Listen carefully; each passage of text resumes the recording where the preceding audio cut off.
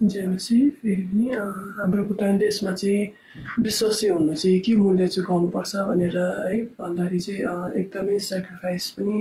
धेरै नै गर्नुपर्छ जस्तो लाग्छ हामीले किनभने परमेश्वरमा हामीले विश्वास गरेपछि चाहिँ सजिलो छैन हाम्रो भुटान देशमा धेरै गाह्रो छ साह्रो छ किनभने अहिलेसम्म खुल्ला प्रकारले सेवाकारीहरू काहीँ पनि दिएको पनि छैन अनि हरेकजनाले सेवाकारी गर्दाखेरि चाहिँ एउटा गुप्तसँगले गरिरहेको छ कतिजनाले त डरले गर्छ कतिजनाले अब धेरै टेन्सन पनि हुन्छ उनीहरूलाई अनि हाम्रो भुटान देशमा चाहिँ कतिजना विश्वासी हो भन्दाखेरि कामबाट पनि निकालिदिएको छ इभन स्यालेरीहरू पनि दिएको छैन है स्यालेरी पनि कतिलाई नदिकिन पनि निकालेको छ कतिजनाले बाउ आमाले घरदेखि निकालेको छ कतिजनालाई चाहिँ अब विश्वासी भनेर चाहिँ एकदमै ठुल्ठुलो डक्टरहरूलाई पनि यसरी निकालेको छ किनभने हामीले देखेको पनि छौँ अनि एकदमै गाह्रो छ हाम्रो भुटान देशमा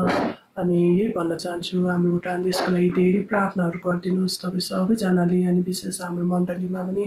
हाम्रो मण्डलीको लागि पनि धेरै प्रार्थनाहरू गरिदिनुहोस् अनि हाम्रो भुटान देशमा चाहिँ परमेश्वरको ठुलो जागृति आएको होस् अनि परमेश्वरको सुसमाचार चाहिँ हरेक जग्गामा पुगेको होस् अनि परमेश्वरको सेवाकार्यहरू चाहिँ असल प्रकारले हुन सकेको होस् हरेक मानिसले चाहिँ उहाँलाई विश्वास गर्न सकेको होस् हरेक मानिसले चाहिँ उहाँको नाउँलाई उचाल्न सकेको होस् किनभने बाइबलमा लेखेको छ